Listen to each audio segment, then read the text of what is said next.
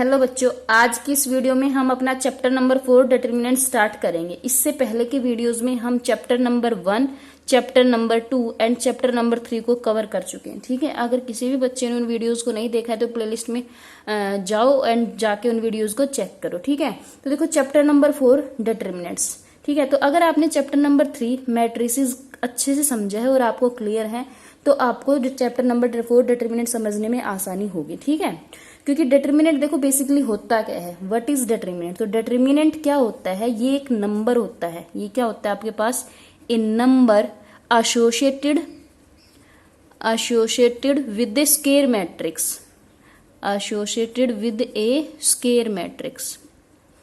ठीक है ना, ये जो डिटरमिनेंट होता है ये क्या होता है, एक नंबर होता है जो हर स्केयर मैट्रिक के साथ एसोसिएट होता है। तो ये जो नंबर होता है, ये नंबर कैसा नंबर हो सकता है आपके पास, ये कोई रियल नंबर भी हो सकता है, ये कोई रियल नंबर भी हो सकता है एंड कोई कॉम्प्लेक्स नंबर भी हो सकता है, कॉम्प्लेक्स नंबर भी हो सकता है। ठीक है, तो देखो हमें जो स्टडी करना है इसके अंदर वो हम यहाँ पे स्टडी करेंगे स्केयर मैट्रिक्स। मतलब कि यहाँ पे जो हमारा डिटरमिनेंट निकलने वाला है वो सिर्फ और सिर्फ किसका निकलेगा, स्केयर मैट्रिक्स का। ठीक है, तो स्केयर मैट्रिक्स का ही डिटरमिनेंट पॉसिबल है अकॉर्डिंग टू हमारी क्लास 12th। ठीक है, तो देखो स्केयर मैट्रिक्स में हम सबसे पहले 1 by 1 1 क्रॉस 1 ऑर्डर का डिटरमिनेंट देखेंगे। आफ्टर दैट हम देखेंगे 2 क्रॉस 2 ऑर्डर का डिटरमिनेंट कैसे निकालते हैं एंड देन हम देखेंगे 3 क्रॉस 3 ऑर्डर का डिटरमिनेंट कैसे निकालते हैं। हमारे क्लास 12th के सिलेबस में 3 क्रॉस 3 ऑर्डर तक का ही डिटरमिनेंट हमसे पूछा जाएगा। ठीक है, आगे further 4 cross 4, 5 cross 5 up to n cross n का निकलता है, बट हमारे जो सिलेबस में है वो अप टू 3 क्रॉस 3 ऑर्डर का ही है। ठीक है, तो देखो सबसे पहले आपकी नोटेशन क्या होती है, नोटेशन मतलब मान लो आपके पास कोई मैट्रिक्स ए है, कोई मैट्रिक्स ए है। ठीक है, तो उसकी डिटरमिनेंट को आप कैसे डिनोट करोगे, कैसे मतलब नोटेशन दोगे कि भाई ये डिटरमिनेंट पूछ रहा है। तो डिटरमिनेंट को देखो हम कैसे लिखते हैं। एक तो देखो ये जो दिख रहा है आपको, ये किसका साइन दिख रहा है आपको, मॉडुलस का साइन दिख रहा होगा, बट ये मॉडुलस का साइन नहीं है। मैट्रिक्स के सिस्टम में ये हमारा किसको रिप्रेजेंट करेगा, ये डिटरमिनेंट ऑफ ए मैट्रिक्स। तो एक तो नोटेशन ये होती है। दूसरा हम क्या लिखते हैं, डिटरमिनेंट ऑफ ए, ये भी हमारी मैट्रिक्स की नोटेशन है। तीसरा देखो ये जो दिख रहा है आपको ट्रायंगल जैसा, ये भी हमारी किसकी नोटेशन है, डिटरमिनेंट की ही नोटेशन। तो मैंने 3 नोटेशन बताई हैं आपको डिटरमिनेंट की। एक तो जो आपको मॉडुलस जैसा दिखाई दे रहा है ये, दूसरा डिटरमिनेंट ऑफ ए, तीसरा आपके पास ये भी किसकी नोटेशन है, डिटरमिनेंट की ही नोटेशन है। क्लियर। फॉर एग्जाम्पल जैसे आपके पास कोई मैट्रिक्स है ए, कोई मैट्रिक्स ए मैं लिख रही हूँ A11, A12, A13, 3 cross 3 order की लिखूंगी, A21, A22, A23, A31, A32, A33। तो ये मैंने 3 क्रॉस 3 ऑर्डर की क्या लिख दी, एक मैट्रिक्स लिख दी है ना। इसका डिटरमिनेंट कैसे हम लिखेंगे, तो इसको डिटरमिनेंट हम लिखेंगे डिटरमिनेंट ऑफ ए। चाहे ये वाली नोटेशन लिखो, चाहे डिटरमिनेंट ऑफ ए लिखो, चाहे ये लिखो। तो ये कैसे लिखेंगे, is equal to A11, A12, A13, A21, A22, A23, A31, A32, A33। अगर किसी भी मैट्रिक्स मतलब मैट्रिक्स के आपको एलिमेंट दिखाई दे रहे हैं और आपको देखो इस वाले ब्रैकेट से मतलब ये वाली नोटेशन से आपके वो जो एलिमेंट्स है वो इनक्लोज है, तो ये किसको डिनोट कर रहा है, ये आपका मैट्रिक्स के किसको डिनोट कर रहा है, डिटरमिनेंट को डिनोट कर रहा है। ठीक है, तो अब देखो देखते हैं कि 1 क्रॉस 1 ऑर्डर का डिटरमिनेंट कैसे निकालेंगे, 1 क्रॉस 1 ऑर्डर का। तो मान लो आपके पास कोई ए मैट्रिक्स है 1 क्रॉस 1 ऑर्डर की, तो उसमें एलिमेंट सिर्फ एक ही होगा, A11 होगा, है ना। तो इसका डिटरमिनेंट कैसे लिखेंगे, इसका डिटरमिनेंट जो होगा determinant of A is equal to that determinant of 1 1।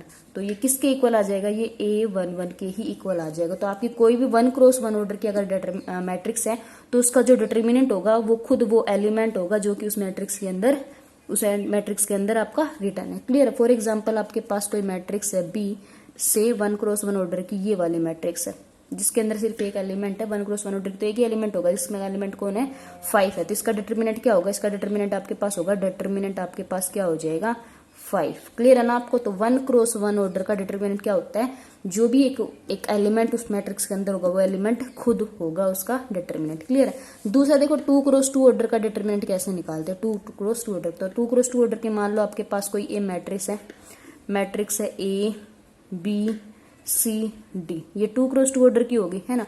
Determinant कैसे लिखेंगे, हम लिखेंगे determinant of A is equal to A B C D, ये लिख दिया।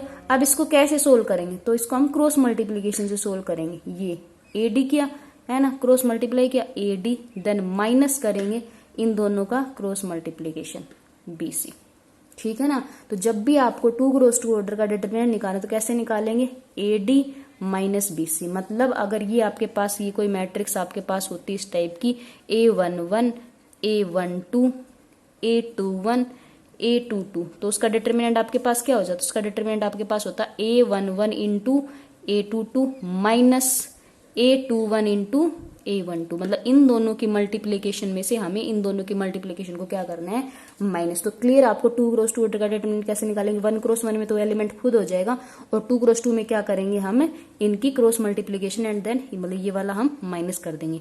तो क्लियर है आपको, ठीक है।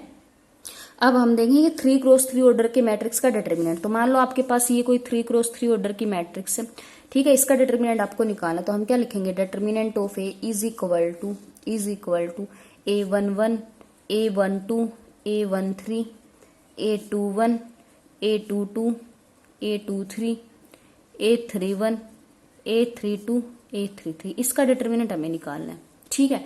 तो मैं इसका आपका निकाल रही हूँ इस रो के अलोंग, फर्स्ट रो के अलोंग निकाल रही हूँ। तो ये क्या होगा आपका A11, ये आपने A11 लिखा ना। अब क्या कर देना, A11 के अलोंग जो आपके रो है उसको आपको डिलीट कर देना है और इसको डिलीट कर देना है, मतलब अपने माइंड के अंदर, ठीक है।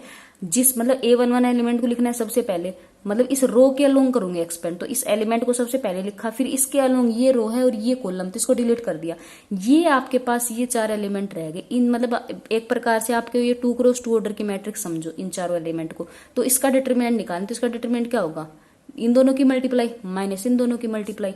तो A11 के मल्टीप्लाई में क्या करना है आपको, A11 के मल्टीप्लाई में आ जाएगा A22 into A33 minus A32 into A23।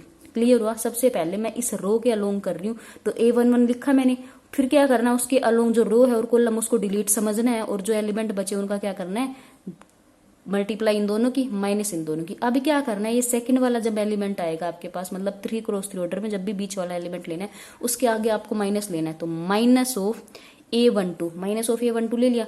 अब देखो मुझे ये एलिमेंट देखना है, तो इसके अलोंग रो कौन सी होगी, ये वाली रो होगी, और इसके अलोंग कॉलम कौन सी होगी, ये बीच वाली होगी। तो मुझे इस फर्स्ट रो को और बीच वाली कॉलम को भूल जाना है। फिर कौन से एलिमेंट बचे, 1 2 3 4, ये 4 एलिमेंट बचे। तो इन 4 एलिमेंट की मतलब 4 एलिमेंट की कौन सी मैट्रिक्स बनेगी, इनकी बनेगी A21 A31 और A23 और A33। ये 4 एलिमेंट बचे ना, ये 4 एलिमेंट बचे मेरे पास, A21 A31 A23 A33। क्यों, क्योंकि A12 मैंने यहाँ पे लिखा है, तो इसके अलोंग जो रो होगी और कॉलम उसको तो मैंने डिलीट समझना है। तो ये 4 एलिमेंट बची है, तो इन चारों की मुझे कि मतलब वही 2 क्रॉस 2 ऑर्डर का डिटरमिनेंट, तो मल्टीप्लाई इन दोनों की माइनस दिस। तो क्या आ जाएगा, A21 into A33 minus A31 into A23। Clear.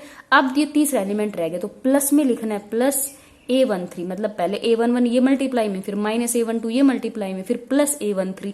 अब A13 ये है, तो इसके अलोंग ये वाली रो डिलीट समझनी और ये कॉलम डिलीट समझना। तो ये 4 एलिमेंट आपके रह गए, इन 4 एलिमेंट की वही, फिर इन दोनों की मल्टीप्लाई माइनस वो। तो क्या आ जाएगा, इन2 में A21 into A32 minus A31 into A22। तो ये जो सोल्व करके जो वैल्यू मिलेगी, जो नंबर आपको मिलेगा, वो क्या मिलेगा, 3 क्रॉस 3 ऑर्डर का डिटरमिनेंट मिलेगा। देखो फिर से देखो क्या करना है, मैं इस फर्स्ट रो के अलोंग कर रही हूँ इसको एक्सपेंड, ठीक है। तो A11 सबसे पहले लिखना है, लिख लिया। अब A11 के अलोंग जो रो है और कॉलम उसको डिलीट समझना है अपने माइंड के अंदर। तो जैसे इन दोनों को हमने हटा दिया, तो हमारे पास ये 4 एलिमेंट रह गए, मतलब एक प्रकार से 2 क्रॉस 2 ऑर्डर का। तो इन दोनों को क्या करेंगे, इन दोनों की मल्टीप्लाई करेंगे, इन दोनों की मल्टीप्लाई माइनस इन दोनों की मल्टीप्लाई, है ना। जैसे ये बचे मेरे पास ये 4, तो हमें क्या करना है, A22 into A33 minus A32 into A23 कर दिया। फिर मुझे क्या करना है, फिर जो बीच वाला एलिमेंट लेंगे ना, ये A12, उसको माइनस के साथ लिखना, माइनस A12। फिर इसके अलोंग जो रो है, ये वाली रो थी, है ना, इस रो को भूल जाना है सेकंड एलिमेंट के, है ना, और ये बीच वाली कॉलम को भूल जाना है। तो ये 4 एलिमेंट बच गए, A21 A31 A23 और A33। तो इनकी वही क्रॉस, इन दोनों की क्रॉस मल्टीप्लाई माइनस इन दोनों की। तो A21 इंटू A33 यही लिखा है, A21 into A33 minus A31 into A23 यही लिखा है, A31 इंटू A23। फिर क्या करना है मुझे, फिर प्लस करना है तीसरे एलिमेंट को। तो तीसरे एलिमेंट लिखा प्लस ऑफ A13। फिर इसके अलोंग ये रो है, इसको भूल जाना है, इसको भूल जाना है, और जो कॉलम कौन सी है, लास्ट वाली, इसको भूल जाना है। तो आपके पास कौन से 4 एलिमेंट बचे, ये 4 एलिमेंट, तो इनकी मल्टीप्लाई क्या होगी, A21 इंटू A32, दोनों की multiply minus A31 into A22, तो वही चीज मैंने लिखी है। ठीक है, तो ऐसे क्या निकलेगा आपका डिटर्मिनेंट निकलेगा किसका, 3x3 ऑर्डर का। बस एक बात ध्यान रखनी, जो बीच वाले एलिमेंट के साथ माइनस, बाकी दोनों के साथ प्लस। देखो मैंने इसको फर्स्ट रो के अलोंग एक्सपेंड किया, आप इसको फर्स्ट कॉलम के अलोंग भी कर सकते हो। फर्स्ट कॉलम के अलोंग कैसे करेंगे, A11 लिखेंगे सबसे पहले, फिर इन दोनों को भूल जाएंगे, यही सेम चीज आएगी। फिर देखो रो के अलोंग चल रहे थे तो ये एलिमेंट आया था, कॉलम के अलोंग चलेंगे तो यहाँ पे आएगा A21, फिर माइनस का A21, फिर इस रो और इस कॉलम को भूल जाएंगे, इन 4 एलिमेंट का लेंगे, फिर प्लस में A31 आएगा। तो आपकी चॉइस, आप किसी भी रो और कॉलम के अलोंग कर सकते हैं, बट हम जनरली इसको फर्स्ट इसके रो के अलोंग करते हैं। क्लियर। तो एक एग्जांपल लिख, तो उसकी हेल्प से आपको अच्छे से समझ आएगा। फॉर एग्जांपल मैं डिटर्मिनेंट लिख रही हूँ, एक मैट्रिक्स का डिटर्मिनेंट क्या है मेरे पास, डिटर्मिनेंट ऑफ 2 3 7 -4 1 6 3 2 1, ये डिटर्मिनेंट आपको निकालना है। तो मैं फर्स्ट रो के अलोंग निकाल, तो सबसे पहले क्या लिखेंगे, 2 लिखा मैंने इन 2 में, फिर 2 के अलोंग जो रो है इसको भूल जाना है, इस रो को भूल जाना और इस कॉलम को। तो 1 इंटू 1 माइनस 6 इंटू 2। क्लियर। फिर क्या करना है, माइनस ऑफ सेकंड वाला एलिमेंट, तो माइनस ऑफ 4 इंटू में क्या करना है, इसके अलोंग जो रो है और कॉलम उसको भूल जाना है। तो ये क्या आएगा, 3 into 1 minus 7 into 2। Clear. Then plus करना है ये वाला तीसरा एलिमेंट, फर्स्ट रो का लास्ट एलिमेंट, 3 इंटू में, तो ये इसके अलोंग ये रो है, ये कॉलम, इसको भूल जाना है, इन दोनों की मल्टीप्लाई 3 इंटू 6 माइनस 7 इंटू 1। तो ये क्या आ गया आपके पास, 2 इंटू 1 माइनस 12 माइनस प्लस 4, ये आ गया 3 माइनस 14 प्लस का 3, 6 3 18 माइनस 7। क्लियर है। ये आपके पास क्या आ गया, ये माइनस का 11 आ जाएगा, माइनस 11 को 2 से मल्टीप्लाई करूंगी तो माइनस 22 आ जाएगा आपके पास। ठीक है। फिर देखो यहाँ पे 3 माइनस 14 कितना बचेगा, -11 की 4 से मल्टीप्लाई करूंगी तो माइनस का 44, फिर यहाँ पे 18 माइनस 7 11 की मल्टीप्लाई 3 से करूंगी तो 33। ठीक है। इसको सोल्व करोगे तो ये आपके पास -66 प्लस 33 क्या कितना आ जाएगा आपके पास, -33। क्लियर है आपको ये एग्जाम्पल। ठीक है। तो देखो एक और देखते हैं, एक और क्वेश्चन देखते हैं, 3x3 ऑर्डर का, ये आपको क्या होगा फिर उससे अच्छे से क्लियर होगा। ठीक है। तो एक एग्जाम्पल और देखते हैं हम। तो मैंने एक मैट्रिक्स ली है, जैसे हम कोई बी है, ठीक है, बी का डिटर्मिनेंट निकाले, बी मैट्रिक्स का डिटर्मिनेंट।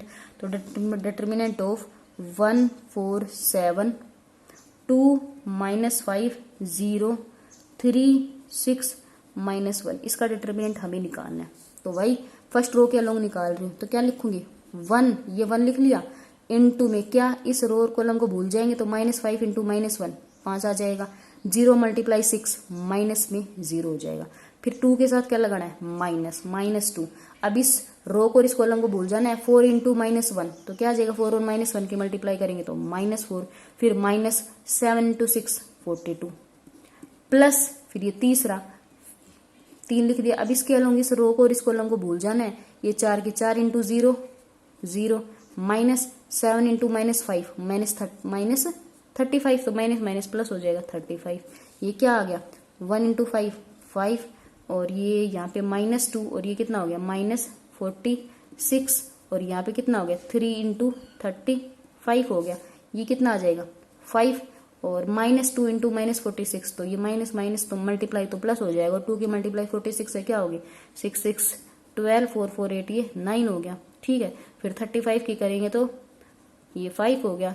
ठीक है ना, 5 3 15 और 3 3 9 110 हो गया आपके पास, और 105 और 100 ये तो हो गया 100 कितना 10 हो गया। फिर 92 ऐड करेंगे उसमें तो 2 9 1 10 और ये 1 2, तो ये आपके पास क्या आ गया, डिटर्मिनेंट आ गया इस मैट्रिक्स का। तो देखो डिटर्मिनेंट हमेशा आपके पास एक नंबर आएगा, वो नंबर आपका कैसा भी हो सकता है, आपका रियल नंबर भी हो सकता है और आपके पास कॉम्प्लेक्स नंबर भी हो सकता है। तो क्लियर है आपको डिटर्मिनेंट ऑफ ए मैट्रिक्स। ठीक है।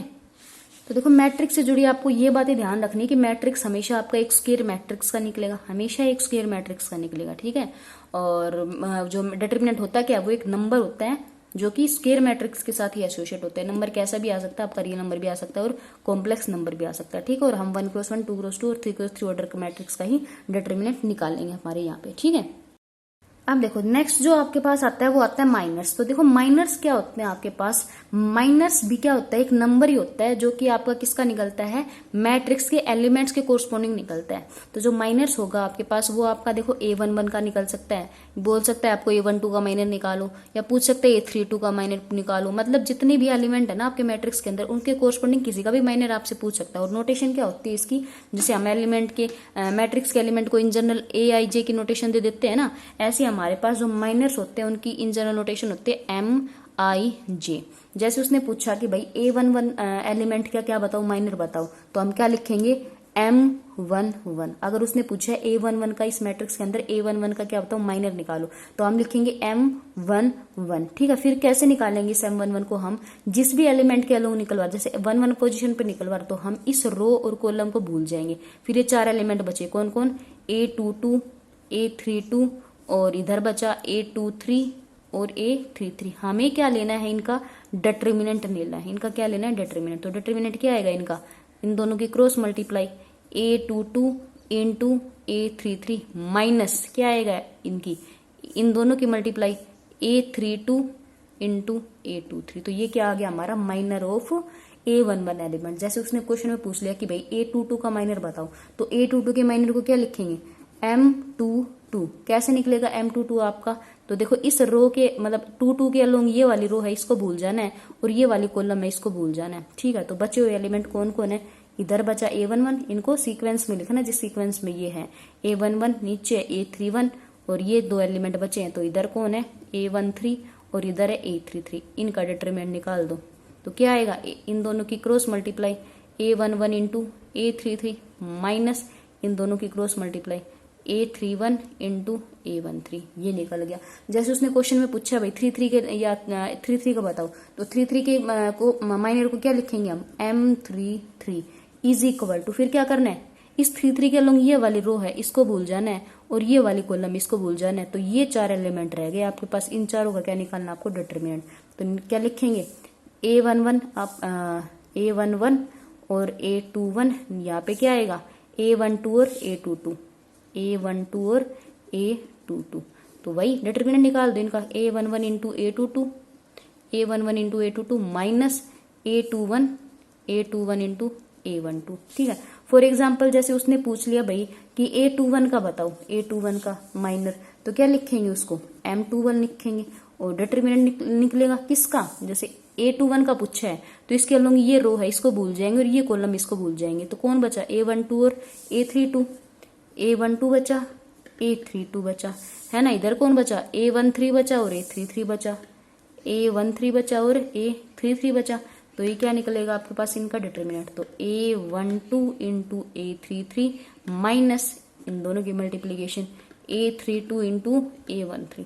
तो क्लियर है आपको माइनर कैसे निकालना है, ठीक है ना। तो देखो माइनर कैसे निकालेंगे, देखो जिस भी मैट्रिक्स के एलिमेंट्स के कोरस्पोंडिंग पूछेगा, तो जिस भी एलिमेंट का पूछेगा, जिसके भी कोरस्पोंडिंग, जैसे A11 का पूछे तो उसके अलोंग उस रो को और कॉलम को डिलीट कर देना है, बचे हुए एलिमेंट्स का आपको क्या निकाल देना है, डिटरमिनेंट। वही आपके पास क्या होगा, माइनर। फॉर एग्जाम्पल जैसे एक क्वेश्चन है मेरे पास, एक क्वेश्चन है हमारे पास, जैसे मैट्रिक्स लिख रही हूँ मैं, ए मैट्रिक्स मैंने लिखी, A इज इक्वल टू 1 4 7 2 5 8 3 6 9। ठीक है, और क्या बोल रहा है, find the minor of element 8 in given matrix. ये क्या कह रहा है, जो मैट्रिक्स आपको गिवन है ना उसमें एलिमेंट 8 का आपको क्या निकालना है, एलिमेंट 8 का क्या निकालना है, माइनर। तो एलिमेंट 8 कौन सा है, ये वाला एलिमेंट है। इस एलिमेंट की कौन सी पोजीशन है आपकी, ये कौन सी पोजीशन है, ये A32 वाली पोजीशन है ना। तो इसके माइनर को हम क्या लिखेंगे, इसके माइनर को हम निकलेंगे M32। ठीक है ना, जो जिस पोजीशन पे हमारा एलिमेंट है ना उस पोजीशन का क्या लिखेंगे, माइनर। तो M32। तो देखो इसके निकालने, तो क्या करूंगी, इसके अलोंग जो रो है उसको डिलीट कर दूंगी, और जो कॉलम है उसको डिलीट कर देंगे। बचे हुए एलिमेंट का क्या निकालना है, डिटरमिनेंट। तो कौन बचा, 1 एंड 4, और इधर कौन बचा, 3 एंड 6। ठीक है, इनका डिटरमिनेंट निकालो तो क्या आ जाएगा, 1 इंटू 6 माइनस 4 इंटू 3। ये क्या आ गया, 1 इंटू 6 और 4 इंटू 3 12। तो ये क्या आ गया आपके पास, -6। तो ये क्या आ गया आपका एलिमेंट 8 का माइनर आ गया, ठीक है। तो किसी का भी इसके अलोंग आपको पूछ सकता है। तो क्लियर है आपको माइनर ऑफ ए मैट्रिक्स, ठीक है। कैसे इनके जितने भी एलिमेंट होंगे ना उतने ही उसमें मैक्सिमम क्या निकल सकते हैं, माइनर्स निकलेंगे हमारे पास। क्लियर है आपको, ठीक है। तो देखो नेक्स्ट हमारे पास आता है कोफैक्टर्स। तो देखो कोफैक्टर्स हमारे पास क्या होता है, जैसे अभी हमने क्या पढ़ा था, माइनस। माइनस हमारा कैसे कैसे निकलता था, मैट्रिक्स के अंदर जितने एलिमेंट होते थे उनके कोरस्पॉन्डिंग, मतलब जितने एलिमेंट होते थे उनके कोरस्पॉन्डिंग हम क्या निकालते थे, हम माइनस निकालते थे। माइनस को हम क्या लिखते थे, इन जनरल हम MIJ लिखते थे माइनस को। ऐसे हम कोफैक्टर्स को क्या लिखेंगे, हम कोफैक्टर्स को या तो लिखेंगे CIJ, जैसे इन जनरल MIJ लिखते थे ना माइनस को, कोफैक्टर्स को हम या तो लिखेंगे AIJ या फिर सॉरी CIJ या फिर लिखेंगे AIJ। क्लियर है कोफैक्टर्स को, ठीक है। तो मान लो आपके पास कोई मैट्रिक्स A है, कोई मैट्रिक्स A है आपके पास, ठीक है, कोई मैट्रिक्स A है, ये वाली मैट्रिक्स है AIJ। इसके कोफैक्टर्स आपके कोई निकला है, तो कोफैक्टर का फॉर्मूला क्या होता है, आपको AIJ कोफैक्टर निकालने, तो कोफैक्टर का फॉर्मूला होता है AIJ इज इक्वल टू -1 की पावर I प्लस J, -1 की power I plus J into MIJ, ठीक है। अब ये I और J क्या है, तो I और J जैसे कि आपको कोई एलिमेंट है, आपको जैसे ये कह देगा, मैं वो देती हूँ आपको, कोई इन जनरल मैट्रिक्स लेते हैं हम, 3x3 ऑर्डर की मैट्रिक्स लेते हैं। जैसे ये 3x3 ऑर्डर की मैट्रिक्स ले रही हूँ मैं, A11 A12 A13 A21 A22 A23 A31 A32 and A33, ये मैट्रिक्स ले ली मैंने, ठीक है, ये मैट्रिक्स ले ली। अब देखो इसमें कितने कोफैक्टर्स निकल सकते हैं, तो इसमें कितने एलिमेंट है, 9 एलिमेंट है, तो इसमें 9 कोफैक्टर्स निकाल सभी के अलोंग। तो जैसे हमें यही बोल दिया कि A11 के अलोंग कोफैक्टर निकालना है, तो हम क्या निकालना है, कोफैक्टर को क्या लिखेंगे हम, कैपिटल A से या कैपिटल C से। तो मैं कैपिटल A से लिख रही हूँ यहाँ पे, क्योंकि जो हम एलिमेंट्स बुक फॉलो कर रहे हो उसमें हमें क्या नोटेशन गिवन है, उसमें हमें कैपिटल AIJ ही नोटेशन गिवन है। क्लियर है इसकी आपको। तो अब देखो AIJ, ठीक है, AIJ लिखेंगे हम इनको। तो मान लो आपको पूछ रहा है कि भैया आपको A11 एलिमेंट के अलोंग कोफैक्टर निकालना है, A11 के अलोंग, तो मैं इसको लिखूंगी, या तो लिखो कोफैक्टर ऑफ A11 या फिर लिखो इसको जैसे A11 के अलोंग निकालना है तो इसको लिखूंगी A11 is equal to, formula क्या अपना, -1 की पावर I प्लस J।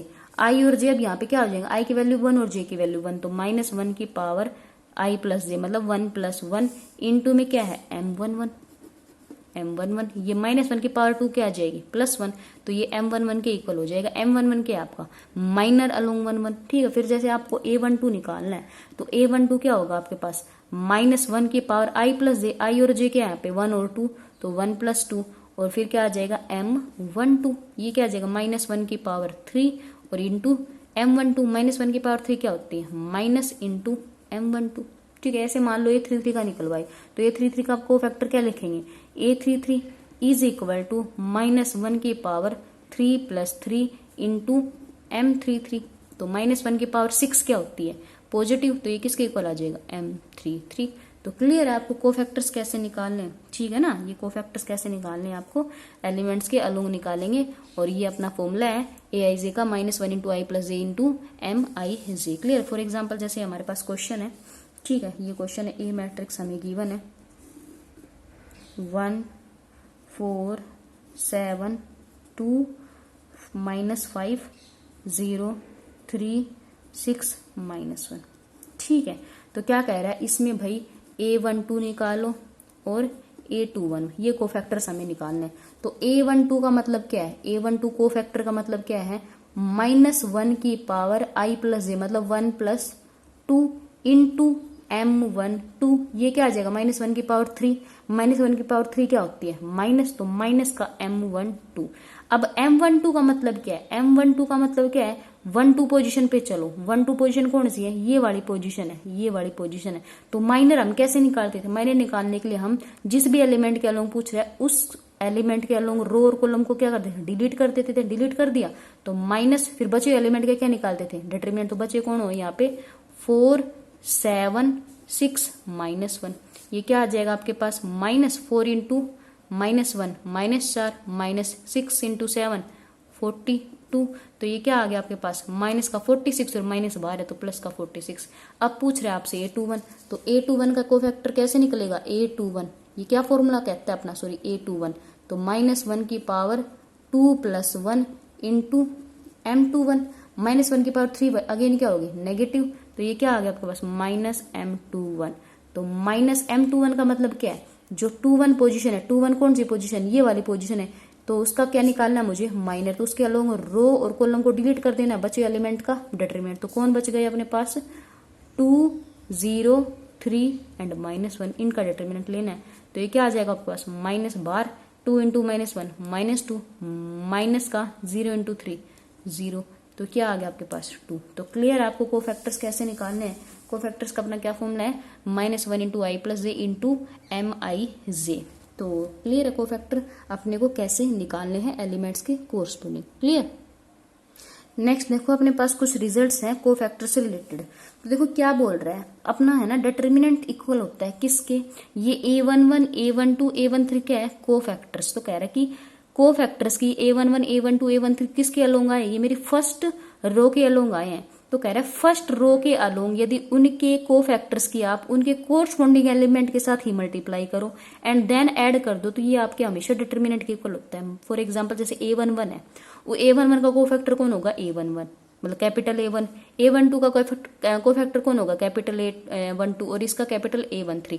तो इन एलिमेंट्स के इन्हीं के कोफैक्टर के साथ मल्टीप्लाई करके ऐड कर दें तो वो आपका डिटरमिनेंट के इक्वल होगा। फॉर एग्जांपल जैसे A21 के भी इसी के डिटरमिनेंट के साथ कर दें, A22 के भी इसी के डिटरमिनेंट के साथ कोफैक्टर के साथ मल्टीप्लाई, और A23 के भी इसी के कोफैक्टर के साथ मल्टीप्लाई करके ऐड कर दे तो वो भी अपना डिटरमिनेंट के इक्वल होगा। ऐसे सिमिलरली A31 की हम इसके कोफैक्टर के साथ करें, A32 की इसके कोफैक्टर के साथ करो, A33 की इसके कोफैक्टर के साथ मल्टीप्लाई करके ऐड कर तो वो भी डिटरमिनेंट के इक्वल आएगा। सिमिलरली अपना ये उसके कॉलम के केस में भी होल्ड करेगा कि भाई A11 के कोफैक्टर को A11 से मल्टीप्लाई, A21 के कोफैक्टर को A21 से मल्टीप्लाई और A31 के कोफैक्टर को इसके एलिमेंट से मल्टीप्लाई करके ऐड करेंगे तो अपने पास वो डिटरमिनेंट ही देगा हमेशा। बट अगर आप मान लो कोफैक्टर्स तो ले रहे हो आप इस रो के, मान लो आप कोफैक्टर्स ले रहे हो इस रो के, ठीक है, और इस उन कोफैक्टर्स की मल्टीप्लाई या तो सेकंड रो या थर्ड रो में से किसी के साथ भी कर रहे हो तो वो हमेशा आपको 0 आंसर देगा। फॉर एग्जांपल जैसे मैंने यहाँ पे लिखा है ये कि A11 कौन सी है, फर्स्ट रो को लिखा है मैंने, A11 फर्स्ट रो, A12 ये इसका एलिमेंट और A13। फिर मैंने क्या किया है, मैंने इस रो के एलिमेंट्स को देखो इस थर्ड वाले रो के कोफैक्टर से मल्टीप्लाई किया, A31, A32, A33, तो ये आपको हमेशा 0 रिजल्ट देगा। क्लियर है ना, मतलब कि खुद अगर किसी रो के खुद के एलिमेंट्स मतलब खुद किसी रो के एलिमेंट उठाए और उसके खुद के कोफैक्टर्स को छोड़ के आप बाकी किसी कोफैक्टर के साथ मल्टीप्लाई करके ऐड करोगे तो वो आपको हमेशा 0 आंसर देगा। ठीक है, इससे रिलेटेड कुछ क्वेश्चंस भी आपको प्रूव करवा सकता है वो अपनी जो एक्सरसाइज के क्वेश्चंस आएंगे ना उसके अंदर। क्लियर है, देखो नेक्स्ट कुछ हमारे पास टर्म्स आती हैं singular and non singular. Next हमारे पास कुछ टर्म्स आती हैं singular and non singular matrixes, non singular matrices. तो ये मैट्रिसेस कौन सी मैट्रिसेस होती हैं, तो देखो जो सिंगुलर मैट्रिक्स होती है वो कैसी मैट्रिक्स होती है, देखो कोई भी ऐसी स्क्वायर मैट्रिक्स अगर उसका डिटरमिनेंट 0 आ जाए, कोई भी ऐसी स्क्वायर मैट्रिक्स अगर उसका डिटरमिनेंट 0 आ जाए तो उसको हम कहेंगे सिंगुलर मैट्रिक्स। क्लियर है ना, कोई भी ऐसी स्क्वायर मैट्रिक्स अगर उसका डिटरमिनेंट 0 आ जाए तो उसको हम सिंगुलर मैट्रिक्स कहेंगे। और कोई भी ऐसी स्क्वायर मैट्रिक्स अगर उसका डिटरमिनेंट नॉन जीरो है, नॉन जीरो, तो उसको हम क्या कहेंगे non singular matrix. For example जैसे मेरे पास कोई ए मैट्रिक्स है 3 2 4 4 3 6 5 4 8, ठीक है, इसका डिटरमिनेंट निकालते हैं, चेक करते हैं सिंगुलर है नॉन सिंगुलर। तो डिटरमिनेंट क्या आएगा 3 इंटू 8 24 माइनस 6 इंटू 4 24, फिर माइनस का 4 फर्स्ट ओलोंग के लिए निकाल रही हूँ, 2 into 8 16 minus 4 into 4 16 plus 5 into में 2 इंटू 6 12 माइनस 4 इंटू 3 12, तो ये क्या आ गया 3 इंटू में 20 minus 24 3 into 0 minus 4 into 0 plus 5 into 0, तो ये क्या आ गया 0, मतलब डिटरमिनेंट ऑफ ए क्या आ गया 0। तो यहां से आप क्या कह सकते हो, दिस इंप्लाइज दैट जो ए है वो कैसी मैट्रिक्स है, वो आपके पास सिंगुलर मैट्रिक्स है, वो आपके पास कैसी मैट्रिक्स है सिंगुलर मैट्रिक्स। तो क्लियर है आपको, ठीक है ना।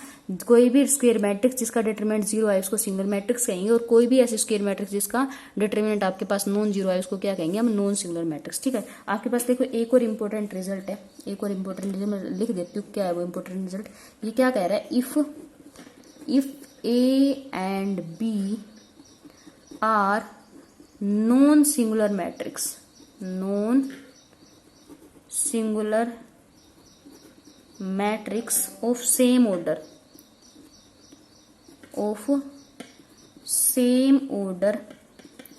Then A B and B A, ठीक है ना, then A B and B A are also non